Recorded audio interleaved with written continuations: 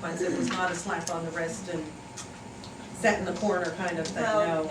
they used public whippings at the time to set an example, and so, Yes. you know, things like that. Yes. We used bear claw. My Cub Scout net, we had a page that told us a little bit about the music and things like that for directions, and at the time we were bears, so we used the bear claw pattern for their placemats for the gold, blue and gold banquet that year. The kids thought that was really cool. We cut it out of little pieces of paper and reassembled it and everything, and they thought that was neat. Uh-huh.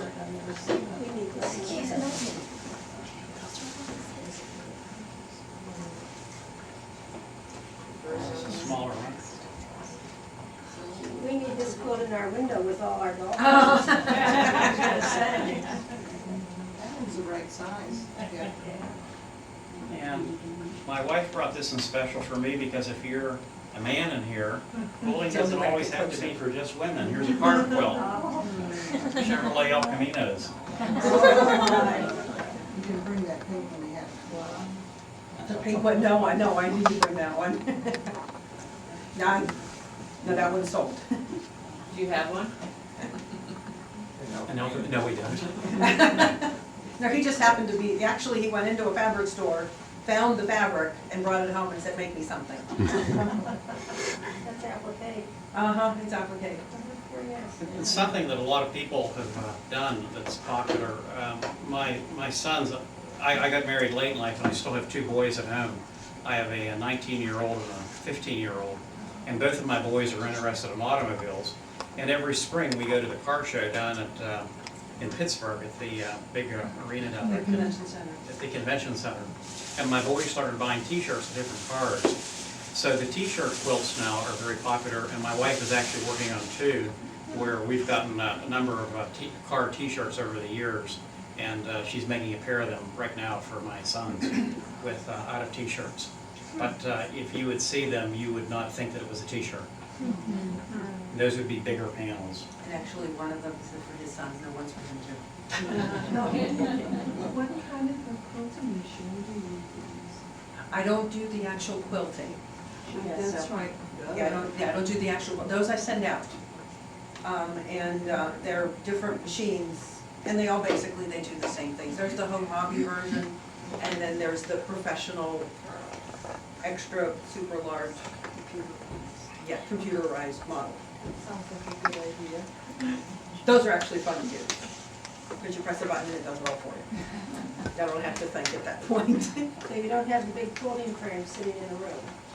No, I'd have to add on to the house again. But the machine is can be quite large. They're- The computerized ones. can be. Well, yeah, they can be. They're usually 14 feet long. So it belongs in its own room. And a computerized one is pretty pricey. They're Oh, about, yes. what, Well, the actual machine head and frame are anywhere from 13 to 15,000.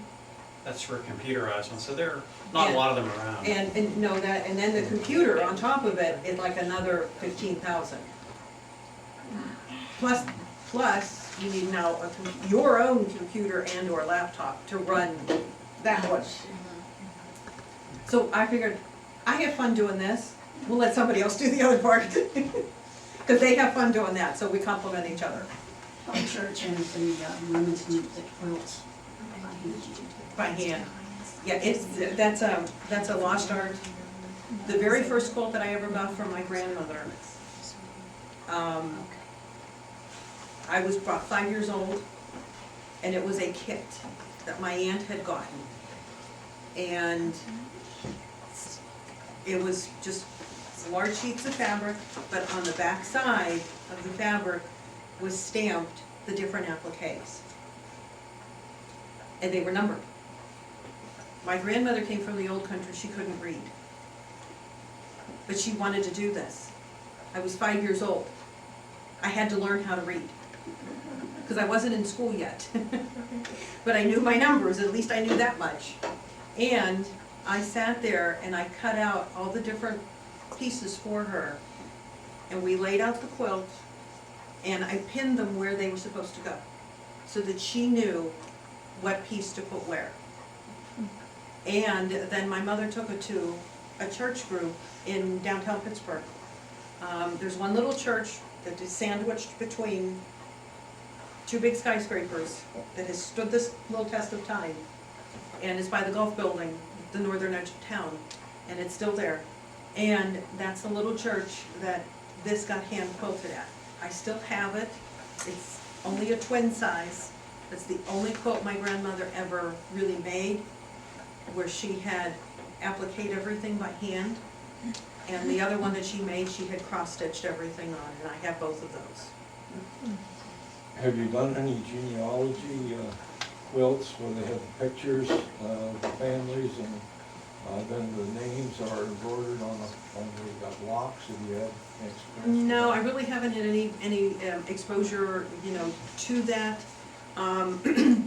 At best, with having those photos transferred to a paper-backed fabric, unfortunately, that's gonna fade and within about 5 years. Is that right? It's not quite as durable as I would like it to be.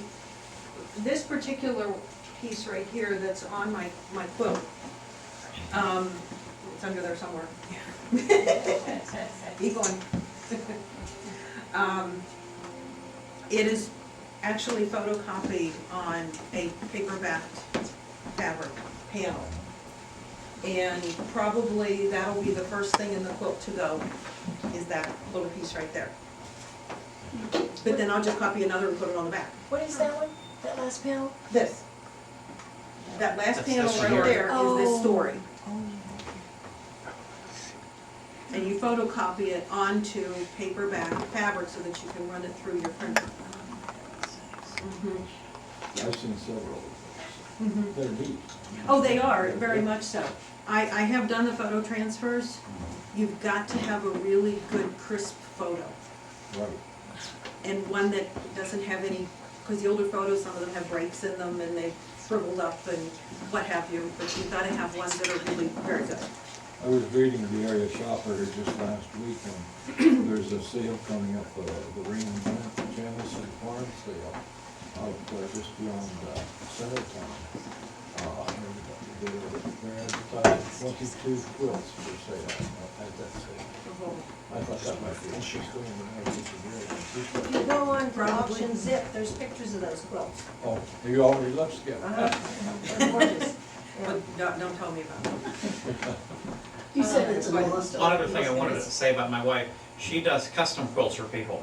Mhm. And she just finished a quilt for a gentleman that was it 4,100 pieces? Oh, yeah.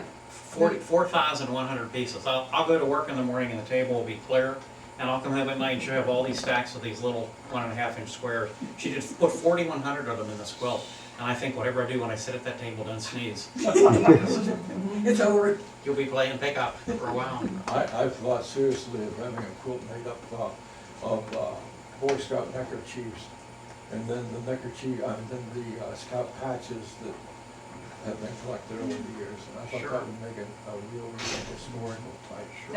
And it would. The gentleman that Skip was referring to with the bicycle patches, you saw you saw the one hanging in the living room? Okay. There's an identical one on the bed somewhere. I don't know Yeah, whether we it's, saw them. you saw them both? Yeah. Okay. He had called me up one day and he asked me, do I make quilts? And I said, yes. And he said, fine, I'll be over. Click. Okay.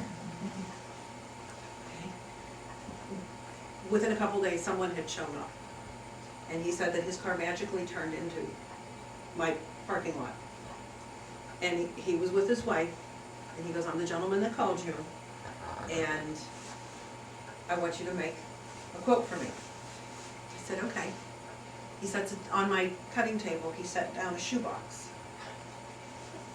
Not a little shoebox, this was a big shoebox.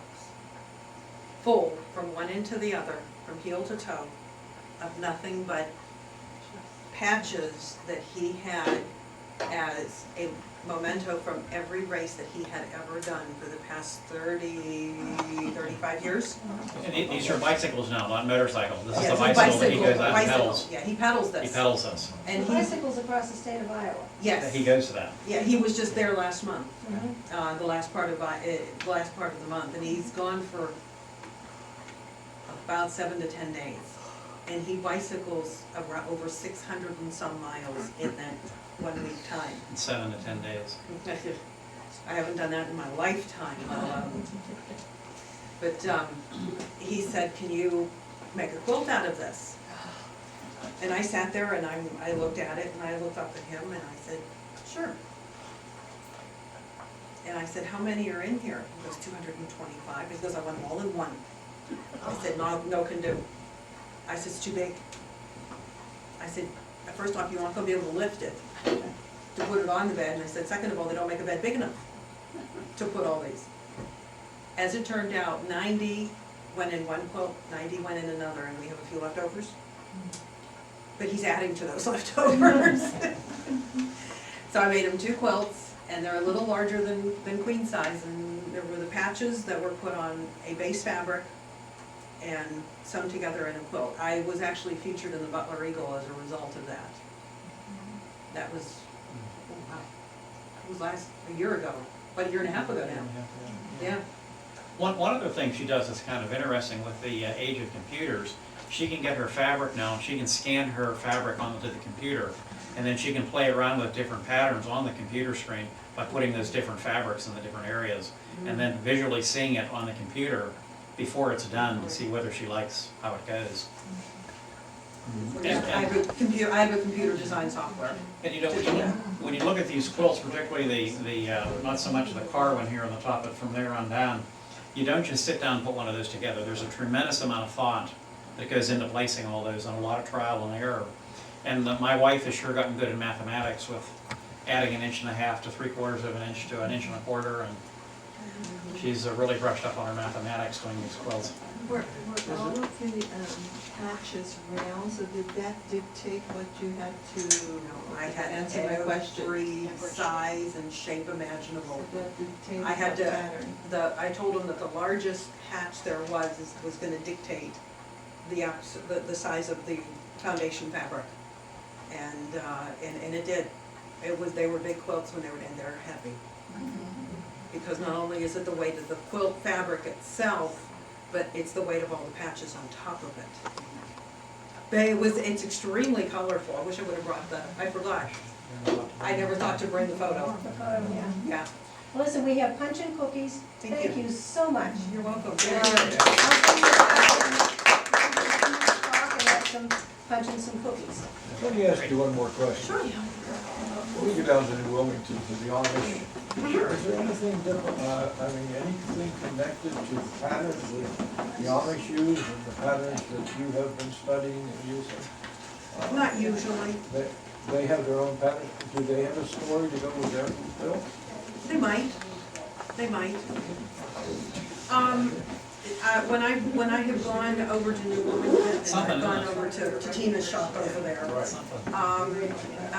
really I see pretty much the same patterns that I use, but they put theirs together either by treadle or by hand.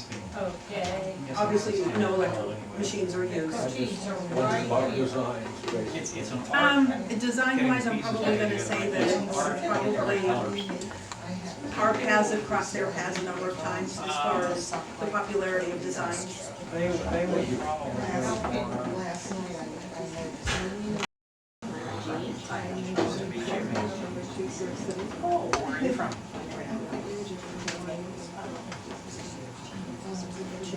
By way.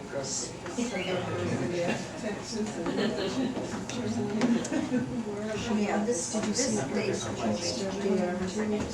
but it's also any house built in this time of construction, they have to be based on several articles. Prior to 1900, they were squares and pencils. And then after that, they still had the open it was just straight. If you go in this room, the kitchen is just on the left there, there's a beautiful China cloth. You know what I'm referring to? Made out of China. That orange that's sitting in there for 2 weeks. You've seen I have one very similar, I think it was made by the same manufacturer, the face looks identical. Mine is We pink, had mine when I mine was is really, it has 2 legs and it's not like that.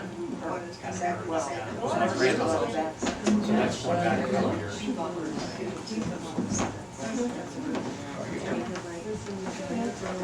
They revamped it to my grandmother's. Now, just a minute.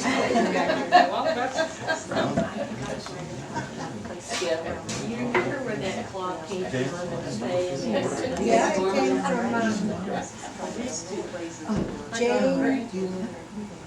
Jane My Ford. granddaughters go to Mercer and the And grandsons it's go been to her Laker. and her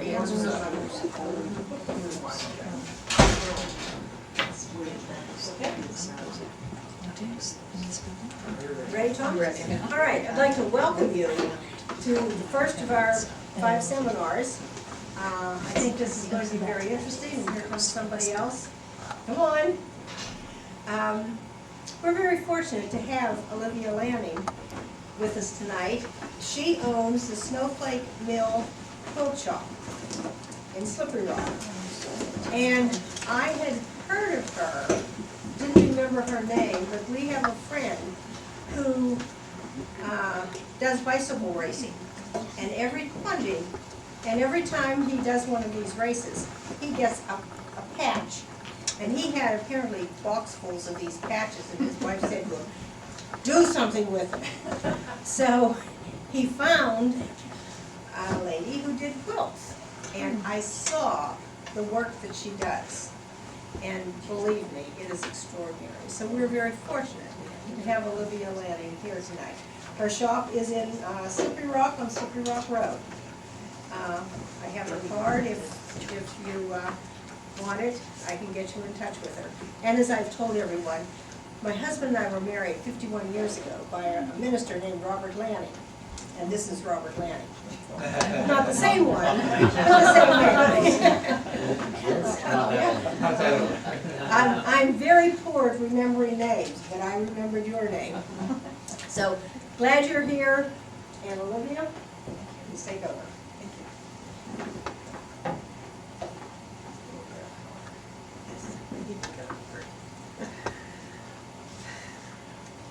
Perhaps some or most of us have grown up with a quilt of some kind during our lifetime, whether it was made by our own mothers or grandmothers, or even your great-grandmothers. It perhaps holds a very special meaning. It's usually a sentimental meaning for everyone. In years past, quilts were purely utilitarian. They served to keep us warm on cold winter nights. However, prior to or about the same time, quilts had a special meaning for a very distinct group of persons. Those individuals were the blacks that had come from Africa and that came to America. Skip had introduced me. Yes, I'm Olivia Lanning, and I have the Snowflake Mill Quilt Shop that I'm located 2 miles south of Slippery Rock on Slippery Rock Road. I've been in business now for 5 years. And during that time frame, and probably before that, I've completed about 350 different quilts. I've done it over the past 16 years, but more of them have come through the past 5 years. And I've taught numerous individuals how to make a quilt top. I don't teach how to do the quilting. Unfortunately, my hands won't survive that.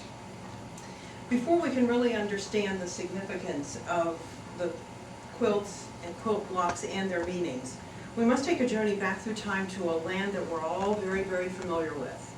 We have read about it through its history, we have lived its history, and at times history has repeated itself. It's a land that we live in. The history of the blacks dates back to the earliest days of the colonial period.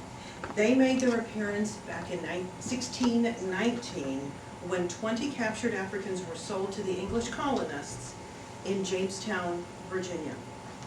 The trade in human beings from Africa continued through the 17th and the 18th centuries, resulting in a population of over 757,000 by the year 1790. Many people in the North were convinced that slavery was actually evil. And they worked very actively to put an end to the entire slavery movement. The state of Pennsylvania played an extremely significant role in this particular movement. In early 1688, a group of Quakers severely condemned slavery and made a religious argument for freedom of all persons from bondage. This anti-slavery sentiment among the Quakers continued to develop, and in 1754, slavery was condemned as an institution, and many of them were freed. Many of them freed whatever slaves they had. As the colonies neared the eve of their independence from Great Britain, many were morally distressed by the fact of slavery. Individuals began to meet to discuss the evils of the practice and made plans to bring about its demise, or at least to assist the slaves in them gaining their own freedom. Pennsylvania, once again, was the site of an early effort to organize opposition to slavery in a very formal way. The first abolitionist society in America was formed in Philadelphia back in 1775.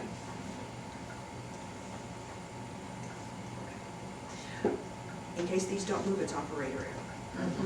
My fault. Opposition to slavery in America involved two major initiatives in the years during the American Revolution and then shortly thereafter. The first dealt with the changing of the laws that would curtail the practice of slavery, at least in the North.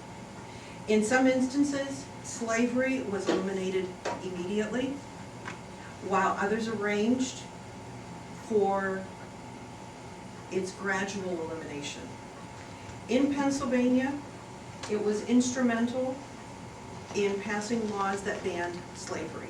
The laws brought about provisions that would bring about an ultimate end to the practice of enslaving others in the state. The initial provision held that no child born in Pennsylvania would be a slave, with the exception of children born to blacks or mulatto slave mothers, would be emancipated automatically when they reached the age of 28.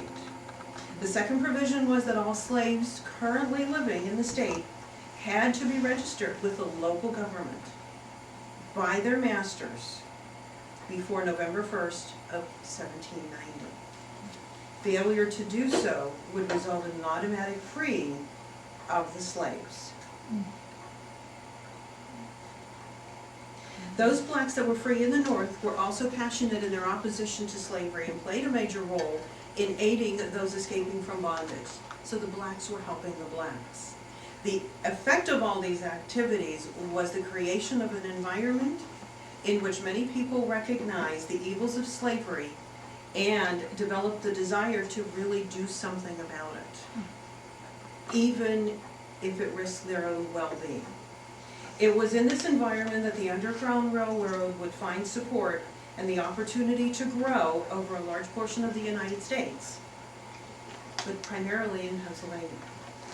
In all the literature that I have read here, it was Pennsylvania that was probably the most significant state in this entire anti-slavery movement.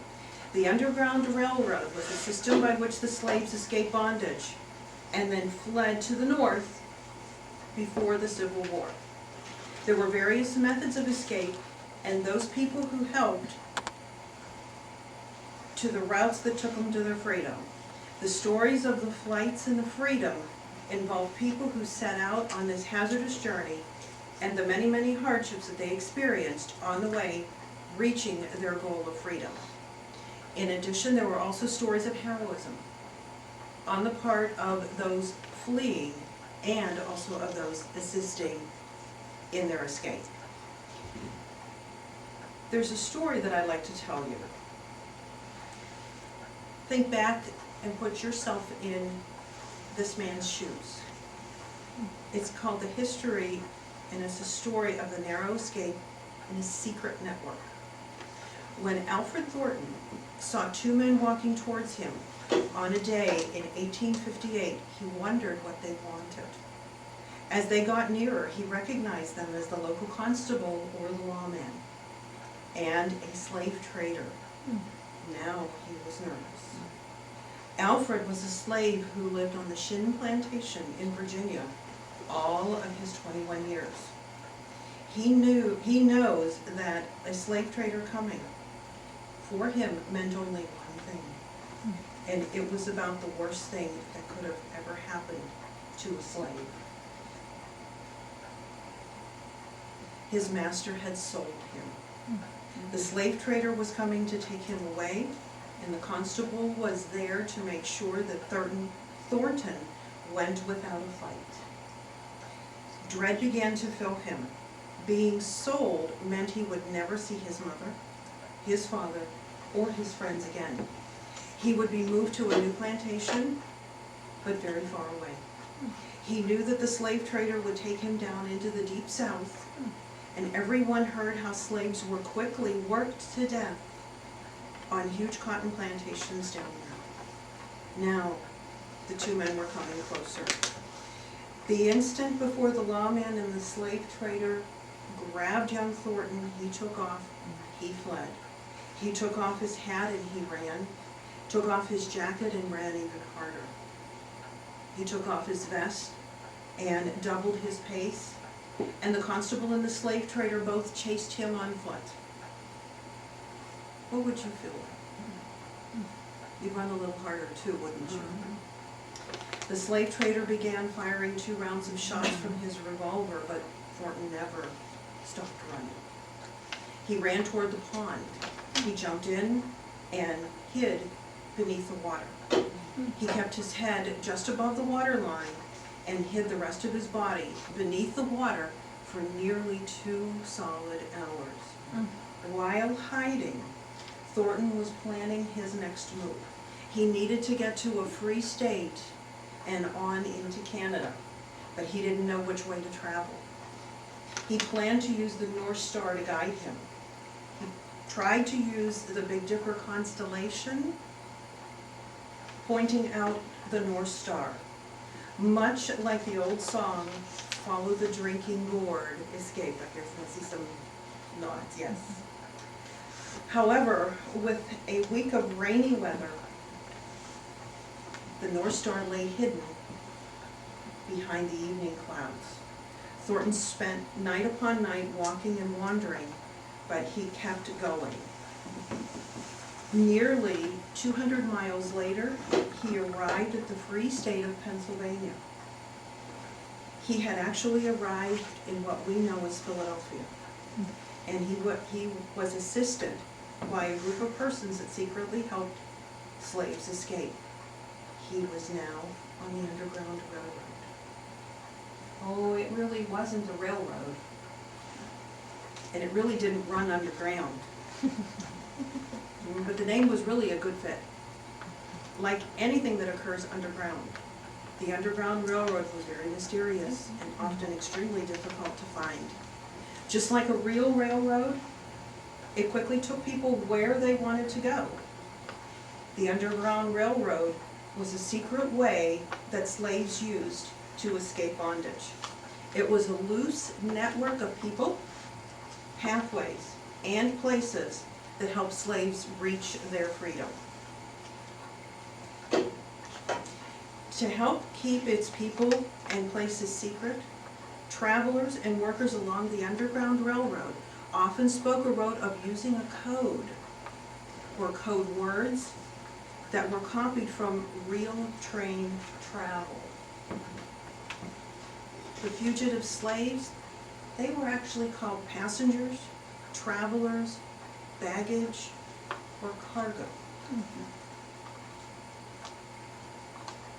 The conductors were people who worked in the Underground Railroad to guide the runaways to freedom. Agents, those people who mapped out the routes or arranged for the passage and made sure that the way was actually safe for them to get to freedom. Stations, they were actually called a safe house. Has anyone ever heard that word before? Safe houses. These were where the runaways were actually sheltered. The station master, that was actually the person who ran the safe house. And the brakeman. The brakemen helped fugitives start their new lives after they came to their final stop in the Free States or in Canada. The conductors of the railroad assisted the slaves through mapped out routes that were done by the agent that guided them to the station master who ran the safe house. Reaching the station in the north meant food, clothing, a place to hide when capture was imminent, even though it did not mean actual freedom. The brakemen assisted those slaves begin new lives once they came to the Free State and crossed the borders into Canada. The actual Underground Railroad assisted hundreds of thousands of runaways. Like Alfred Thornton, escaped slavery between the American Revolution and the Civil War. It was a one-way ticket to freedom. One of the most influential and most well-known conductors of the railroad was a woman known as Harriet Tubman. She was born a slave around 1820 or 1821. Her exact birth date is not quite known. Like most slaves, she didn't know what her birth date was, didn't know when she was born, because there were no calendars. We rely on calendars. They didn't have them. And she also didn't know how to read or write either. Her real name was actually Araminta, but she later became known as Harriet. She lived in a shabby slave cabin with her parents and siblings near a swamp on a plantation in eastern Maryland, in the town of Bucktown. When Harriet was 6 years old, her master sent her off to work for a woman who wanted a slave girl to do housework and babysit. The new mistress was quite cruel and extremely demanding. Excuse me. If things were not done to the mistress's liking, Harriet was severely beaten and whipped. She was soon sent back to her family because she was unfit as a slave. Unfit. Deep down inside, she yearned to be free. When she was a young woman, she met and married John Tubman around the year 1845. He was a free black, and Harriet was permitted to live with him off the plantation. She was considered his hired out slave, not his wife, a slave. Her life was pretty good for a slave, but she really knew the truth. She was property, and she could be sold off at any time to anyone. Somehow she was going to get free. When Harriet was in her late 20s, she had made up her mind that she was going to escape. A slave from a neighboring plantation said that there were slave traders in town buying slaves to work on the Deep South plantations. She was to be sold. It was then that she decided to escape. She left the plantation at night. She was alone. She skirted the fields through the swamplands, keeping away from the roads, made her way through the swamplands.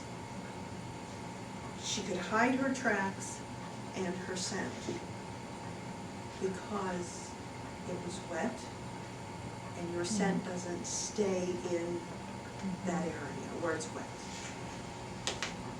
As she made her way, she realized at one point that she had crossed into the state of Pennsylvania, which was already a free state. She made her way to Philadelphia and she found work. She was now free, but not yet happy. She was free, but she vowed to return to her parents and to her siblings, because they should also be free. Thus began the story of how she was also very instrumental as being a conductor for the Underground Railroad. Slaves that were planning their escape became skilled at looking and listening, but not saying a word. They communicated through song and went northward without using a map or a compass. How many of us use a GPS?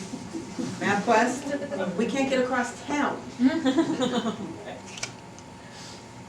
They often fled at night so as not to be seen. We don't go out at night. During the night escapes, they sometimes got many hours away before their slave master knew that they were even gone. The conductors and the runaways learned to use the North Star, and also known as the Big Dipper, as a compass. They searched the sky for it, and they would locate the star, the North Star, and it meant that traveling north meant freedom. If the sky was not clear, if you're in Pennsylvania, most of the time it's not, they would search the trees for moss. Why? That's right. The runaways shared secrets with the conductors who helped them escape. On the plantations, the slaves would sing mostly religious songs called spirituals. These songs express their sadness, but also their hope for a better life.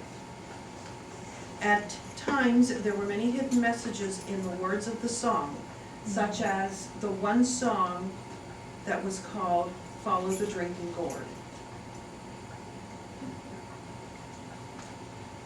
It was also known for its direction for the slaves to escape. The drinking gourd is a code name for the Big Dipper. The old man in the song is the conductor. The song advises staying close to the riverbanks and said that there are two rivers to cross. Another river is the Ohio, which meets the Little River, which meets the Little Tom Bigby River. Free at last, by the 1850s, Americans were sharply divided over the issues surrounding slavery. In the North, many worked to abolish slavery. Anti-slavery groups formed and raised money to help the slaves escape. The Underground Railroad, along with the Northerners, made the Southerners very, very angry. By 1860, many felt that the only way to protect slavery and the rights of the Southern states was to leave the Union. There was a plan for a separate country. At this time, President Abraham Lincoln was in office and felt that the actions were illegal. Thus began the war between the North and South, which was known as the Civil War. But you can't tell me the date. 1861. Very good, 1861. 11 Southern states from the Union seceded and formed the Confederate States of the United States of America. When the war was finally over and the Union Army won, blacks throughout the United States were free at last. The Emancipation Proclamation freed the slaves. Throughout this discussion so far, little mention has been made in reference to the role of quilts in the Underground Railroad. It is believed that these spiritual songs, as well as the significance of certain quilt blocks, led slaves through their journey to freedom. Quilts were used as a map in the Underground Railroad. Quilt patterns often represented codes, which were used as mnemonic devices. Before leaving the plantation, the slaves memorized the directives that the quilt gave them. The names of the quilt patterns served as metaphors in the ultimate quilt code. Frankly, the patterns served as certain meanings. On this journey, there were 10 quilts that were used to direct the slaves to specific actions. Each quilt featured only one of 10 patterns. One of these 10 quilts, of these 10 quilts, only one would be placed on a fence or a railing at a time. Only one quilt would be displayed at a safe house at a time along the journey. During this period, it was common practice for the slave quilt makers to air out their quilts frequently. How many of you put your quilts outside now? No. Not really. Therefore, raising the suspicions of the masters. This was one of the nonverbal ways that the slaves communicated. Only a single quilt would appear at a time. Each quilt would therefore signify a specific action for the slaves to take at that time that the quilt was displayed. How long each quilt remained on the fence before it was replaced isn't known. This quilt code also has a double meaning. First, to alert the slaves to prepare to escape, and second, to provide a clue and to signify direction in which to travel. Let's now take a look at the quilt that I have entitled The Underground Railroad, a sampler. That's a portion of it right there. Let me go through the first quilt block. It's actually right over the other side. The one on the upper left-hand corner, it's the same one that's right here. This particular one is called Jacob's Ladder. It's a very familiar one. I'm seeing nods and aha. Okay. It was first mentioned in the Bible in Genesis 28, verses 10 through 12. It quotes, Jacob left Beersheba and set out for Haran. When he reached a certain place, he stopped for the night because the sun had set. Taking one of the stones there, he put it under his head and lay down to sleep. He had a dream in which he saw a stairway or a ladder resting on the earth with its top reaching to heaven. And the angels of God were ascending and descending on it. If you look, this portion here looks like stair steps. According to the Bible, Jesus was our ideal Jacob's ladder, who came to earth from the line of Jacob through the provision of God and redeemed us so that we may live in heaven for eternity. Jacob's ladder is a pattern that crosses three categories. In religion, it is a graphic Old Testament symbol. In music, it's a popular American spiritual by the name. And in botany, it's a native plant, which is a member of the phlox family. Already seeing nods again. Which is a pale purple bloom that is native to the swamps on the East Coast. When used in a quilt, it signifies the light and dark alternating blocks that can be shown in direction. The second quilt block, thank you. We can use this if your arms get tired. You're okay? All right. You're okay for a while?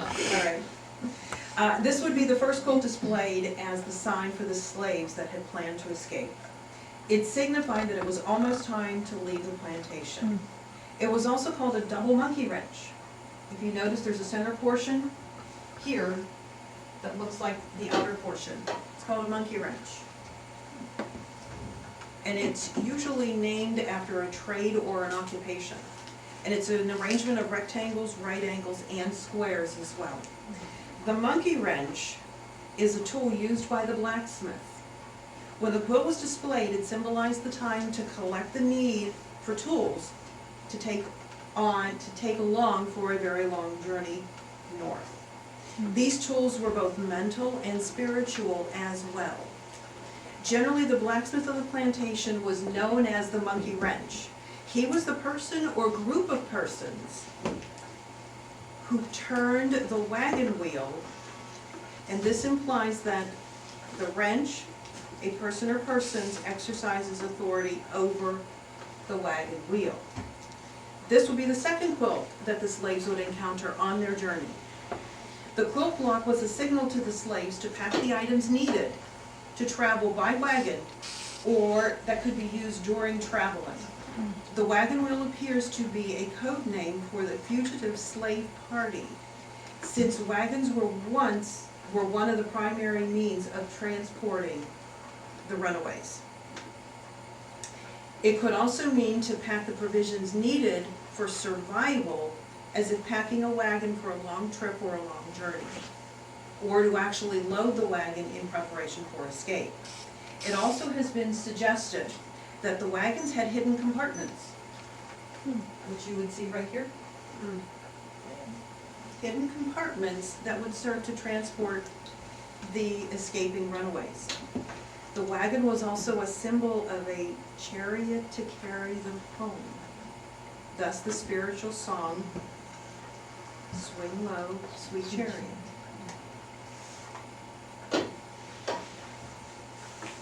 The fourth block is called the carpenter's wheel. This block was believed to be a secondary quilt code pattern. It's that one right there, all right. It would have a particular relevance to members of the so-called craft society. This pattern also bears religious significance to Jesus. In the life of a slave, the master carpenter was actually Jesus. As the slaves worked the field, they would often sing spiritual songs. The plantation owners thought they were singing about joining Jesus in heaven. But the various songs held different meanings to the slaves than they did to the actual plantation owners. Potential runaway slaves recognized this as the directed plan on their escape. They were to follow the carpenter's wheel to the west, northwest, toward the setting sun. Your next one is called the bear paw. This is the third quilt that the slaves encountered. Frequently, some quilt patterns were given regionally relevant names. The bear's paw pattern is an early 19th century pattern that migrated from one part of America to another. The quilt code tells us that the wagon wheel traveled along the bear's paw trail towards the crossroads, and those crossroads were signified by Cleveland, Ohio. In the 1800s, bears were abundant in the state of Ohio, hence the name. In other areas where bears were scarce, this block pattern was given a very different name. In Philadelphia, it was called the Hands of Friendship by the Quaker community, and called Ducks in the Mud in Long Island, New York. Why? I researched that and couldn't find out why. In researching some of these quilt blocks and others that I've come along to know the names of, one quilt block could have up to 6 or 8 different names. And it just depended on what region you were from or how it traveled and what purpose it had as it went west to California. Oftentimes runaways were directed to follow the actual trail of a bear's footprint. The animal's footprint often indicated the best path, much like a road map through the mountainside. Following the bear's paw generally led the exhausted and hungry slaves towards food and water. Most escapes took place in the spring because the rains would make it easy to find the bear's paw in the soil. Your next quilt block is called a basket. This is a symbol of a provision for the needs and provisions needed for the long journeys to freedom. When a quilt was made with baskets and displayed on the journey, the slaves would stay in hiding until food was actually brought out to them. One of the most difficult issues facing the slaves was feeding themselves along the way. They were able to take whatever provisions they were capable of carrying and instructed to pack as if they were packing a wagon. Because they were kept secret, they often depended on safe houses or friends along the way. the abolitionists would pack laundry baskets with clothes and give them the baskets of the provisions and the tools, flint for fire, and compasses to help them along the way. So they actually had a little mini GPS, which was the compass. No one ever suspected that under these provisions in the basket was food. Your next one is called the crossroads. It was very symbolic meaning for the slaves that were planning their escape to freedom. Once the slaves made it safely through the Appalachian Mountains, they were instructed to travel to the crossroads. This usually indicated that a major city lies ahead where they could find themselves refuge and protection. The main crossroads was most often Cleveland. There were 4 to 5 overland trails that connected with Cleveland, numerous water routes crossing Lake Erie into Canada and eventually into freedom. As part of the slave language, Cleveland became known as Hope. It's actually called the City of Hope.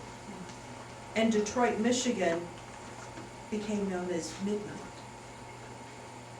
These first 4 blocks consisted of directive codes for the men and women that were bound to freedom. It is said that the monkey wrench turns the wagon wheel towards Canada on the Bear's Paw Trail to the crossroads. I bet no one knows what this block is. Very good. This block would be the 5th block in the code for the Underground Railroad. The log cabin consists of concentric logs surrounding a center log. The center log is a square, typically a red center. Can anyone tell me why? Signal that it was safe house. Almost. It was actually considered to be the hearth of the home. So when the center block is red, traditionally, it is indicated that it was the center or the hearth of the home. Should the center be yellow, it would indicate that the light was on and it was safe to come in. So if there was a quilt block or a quilt on the fence that had a yellow center, the light was on and they were allowed to come in the house. Others have suggested that if the log cabin quilt center block was black, what would that be? And it the exact opposite. And it hung in the front of the house. It was actually considered a safe house if the center was black. You would think it would mean something not good, but it actually meant something very good. That's right. The name log cabin comes from the narrow strips of fabric or logs arranged around the center square. Each fabric strip or log was added to the pattern much the same way logs are stacked onto a log cabin. Typically, the block is constructed of both light and dark sides. This represents the sun's east to west movement in the sky. As the sun rose, its light would be shown on the cabin, creating the light sides of the block. As the sun traveled west, part of the cabin was left in its shadow, creating the dark side of the block. This block is sometimes called sunshine and shadows. Next one is called the shoe fly. This actually represents an actual person who may have assisted the escaping slaves. The single and primary responsibility of the shoe fly was to harbor and secretly aid the slaves. Sometimes the slaves were hidden in churches or caves, which were often referred to as a cathedral. A cave was a cathedral. In addition, graveyards or cemeteries were also frequent hiding places. Their best locations were often found on the outskirts of towns or more often near riverbanks. Some of the slaves were known to have hidden behind gravestones and for a signal from a lantern from across town. There's a song called Steal Away, and that was used as a directive for the slaves to run away to their freedom. These are some of the words to the songs and their meanings. The first part is actually a directive to run to freedom. When it's the third line where it says, "My Lord calls me," slaves were instructed to leave during a rainstorm so that the dogs would not pick up their scent, and their footprints would therefore be washed away. Green trees are bending. The slaves were instructed to leave in the summer. Tombstones are bursting meant hide in the graveyard. My Lord calls me means lighting will illuminate the landscape. The trumpet sounds within my soul means that there's trumpets and freedom. The 10th block, it was actually the 7th quilt to be displayed along the journey. It was there to inform the slaves how to escape their freedom, to their freedom. This quilt, when displayed, it usually indicates that it was necessary to travel in disguise or to change one's clothing from the clothing of a slave to the clothing of a person of a higher status or more formal wear. When the slaves first escaped, their clothing was quite distinct and very distinguishable from others. Through their journey, their clothing often became tattered and worn. Those black that were already free would seek out the slaves and often meet them in safe places, such as churches, and give them fresh clothing. In their satin bow ties, referring to the new clothing they received, the slaves would not stand out among the so-called city folk. During the final leg of the journey, the slaves would walk through town. They wouldn't be noticed because they looked like everyone else. They would then be able to walk onto the ships that would take them across the Great Lakes to Canada, and then finally onto freedom. When the bow tie pattern is turned to its side, an hourglass is created. This is the bow tie. Turn, it makes an hourglass. It was a symbol of time managed well. In African society, an hourglass implies that you are among friends. This is the 11th block, or the 8th quilt to be displayed on a fence. When this quilt would appear on the journey, it's called the flying geese. The slaves knew that they were to take their direction, timing, and behaviors from the migration of geese. Typically, geese fly south, right? They go north. Typically, geese fly north in the spring, and this was also the best time for the slaves to plan for their escape. The geese would stop at the waterways along their journey in order to rest and eat. Therefore, the slaves would also mimic the same behavior.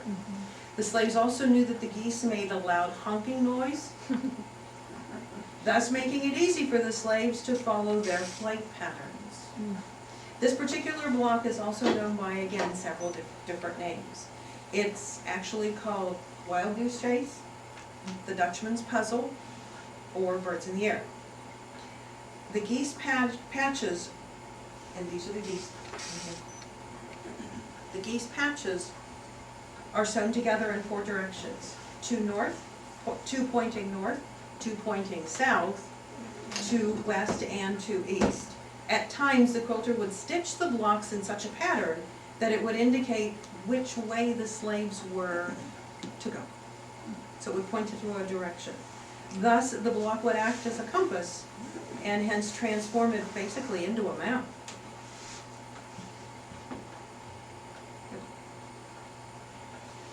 This one is called Birds in the Air. At the time of the Underground Railroad in the 1840s to the 1850s, the quilter would stitch the block called Birds in the Air to symbolize the flight of migration. She would indicate through the block placement and the direction the slaves needed to travel. This was usually done through the choice of fabrics and also the placement of the block. In the quilt, notice that the patches within the blocks are either light or dark, which creates an arrow that pointed north or could have pointed to the direction that they needed to go. Your next block is actually called the drunkard's path. The slaves typically moved in a very random or staggered fashion so that they would elude any of the slave hunters that might be following them. They never ever took a straight path. They wound in and out of areas, back and forth, and making sure that they traveled at the appropriate time of the year, and most likely when it rained. At times, the slaves may need to double back, even on their own tracks, so as to confuse the slave hunters that were really pursuing them. The Underground Railroad got its name from such pursuits. Your last block here, or one of the last ones, is called a sailboat. Back in the 1600s, Africans were imported to New England, where they often worked aboard trading vessels, fishing boats, or even whalers. Though through this type of work, the black slave sailors gained great knowledge about northern geography, the language and the customs of the northern ports, which were considered free. This in turn made them invaluable members of the Underground Railroad. There were black sailors and ship owners that would assist many a slave directly by hiding them on board their ships and spiriting them away. They would indirectly assist them by passing on directions and message from family members that were waiting for them in freedom. The messages were often exchanged among sailors in the port cities. This served as an important link in the grapevine between the slaves of the South and their free counterparts of the North. The slaves were forbidden to learn to read or write. They depended on the knowledge and the experience of those who traveled before them. The runaway slaves were not safe until they reached Canada. Many depended on ships and ferries to cross the icy Lake Erie. The sailboat block signifies that a body of water was near or that a boat was available for the slaves' passage to freedom. This particular block is actually called the North Star. We've talked about that periodically through the lecture here. This block is the guiding light for the slaves. It was their guiding light that would lead the slaves to Canada and to freedom. There were also usually two messages that are associated with the block.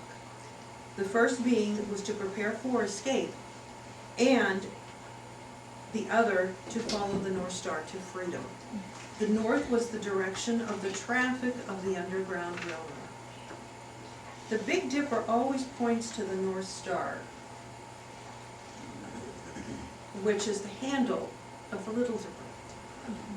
Perhaps no other song is more connected to the Underground Railroad than the secret song that was sung behind closed doors. It was called Follow the Drinking Gourd. Guess we lost that particular slide somewhere. The drinking gourd signifies that the Big Dipper, which points to the North Star, and thus the symbolic journey to freedom. This entire quote was constructed as a sampler to help us to understand the journey of the Underground Railroad. Here's a journey with all the quote blocks in order in which they appear in time. The monkey wrench turns the wagon wheel toward Canada.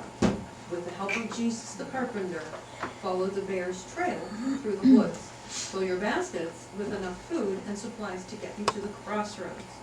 Once you get to the crossroads, dig a log cabin in the ground. Shoe Fly told us to dress up in cotton and satin bow ties. Follow the flying geese and birds in the air. Stay on the drunkard's path. Take the sailboat across the Great Lakes to the North Star above Canada. This particular quilt that I have here, which is my own rendition of this, was done through the Underground Railroad, a sampler by Eleanor Burns. And her sister, Sue Bouchard. I had always wanted to do this, and finally I said to myself, this was enough, I'm just gonna do it, and we're gonna do it well. And I came up with that. It's different in the traditional colors, but if anybody who knows me, I'm not very traditional anyhow. It was a nice journey to be able to read all of this and to understand all of it and to think back and try to put yourself back in that period of time and how difficult life really was back then. In the quilters world, there are over 4,000 quilt blocks that have been created. Some hold special meaning or directions to the recipient, others were just created because somebody liked the design. As the United States was developing, quilt blocks, names and patterns that originated in the East, their names often changed as they migrated through the Midwest and finally onto the West Coast. Changes occurred in the quilt blocks by either design or simply by their names. And this depended on the circumstances that were present during the journey from east to west. Therefore, one quilt block may have several names and several meanings. Our nation is very rich in history, and sometimes our areas are very rich in history. And the study of the quilt blocks and their names only enriches and helps us to understand what happened way back when. It's unfortunate that most quilts really did not survive those journeys. They didn't. But their memory and the storytelling is going to be passed on from generation to generation. There's a wealth of knowledge through the internet today that I read about in books. My kids read about it on the internet now. And I'm even reading about it on the internet. I had to go to the library, now I go to the office. So that the computer and the library is at my disposal at this point. Does anyone have any questions for me? One thing I'd like to say, my wife teaches quilting, and how many students have you had that have done this quilt now? You've had?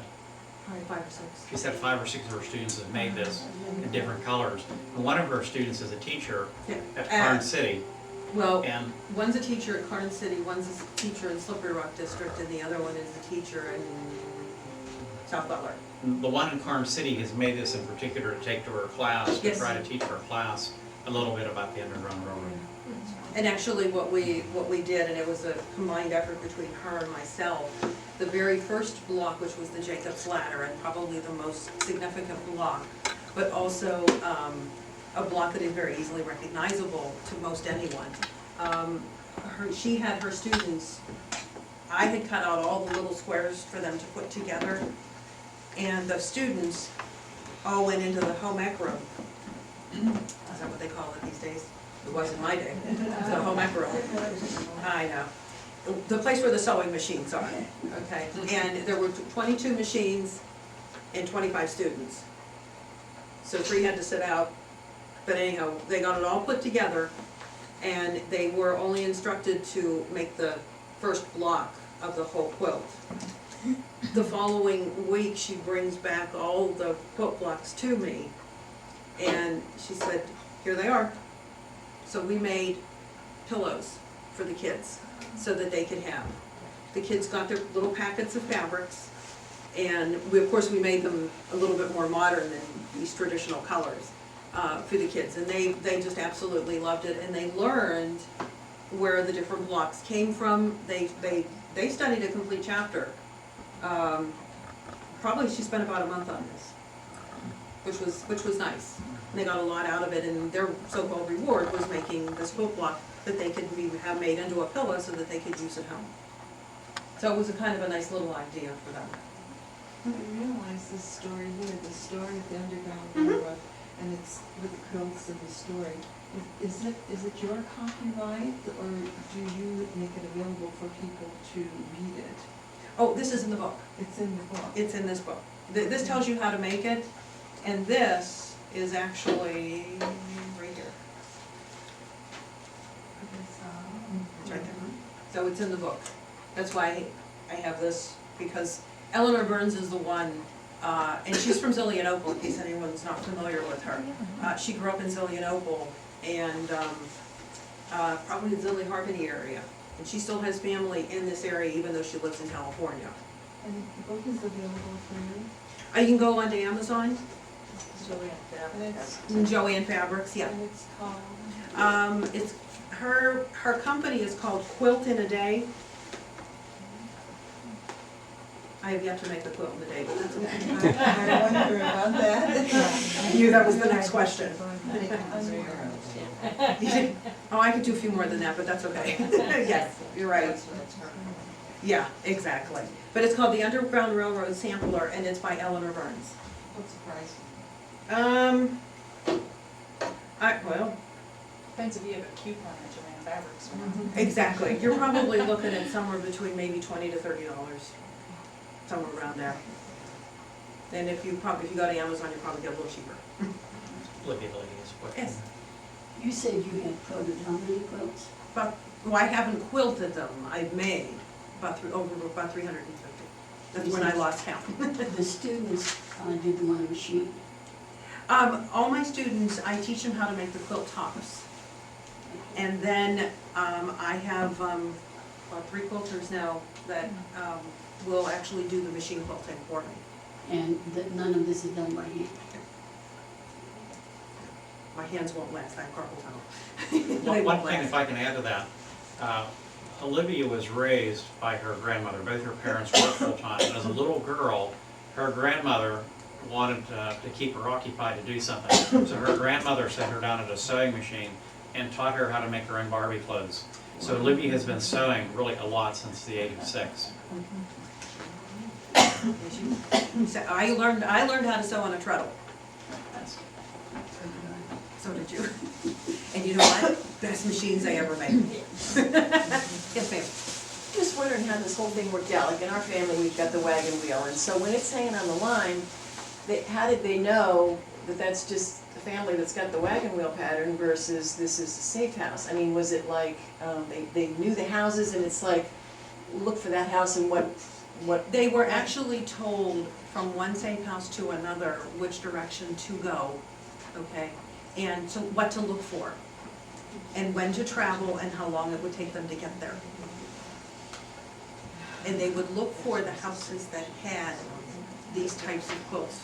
Well, like we had that quilt, but we weren't, I mean, how do I know? Is that, and this was that was a standard pattern in America. Exactly. Okay, so you could have made a mistake. They could have made a mistake.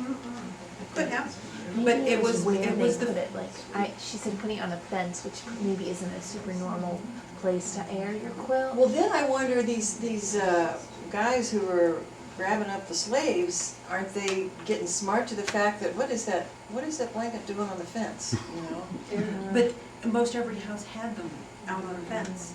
Okay, so that, yeah, I'm with you, Jane. I'm kind of confused as to how they would know if it was someone airing the laundry or if it was someone significant quilt. Well, the pattern in the quilt. It, You knew which house to look I think they knew which house to look for, Okay. but I believe back then,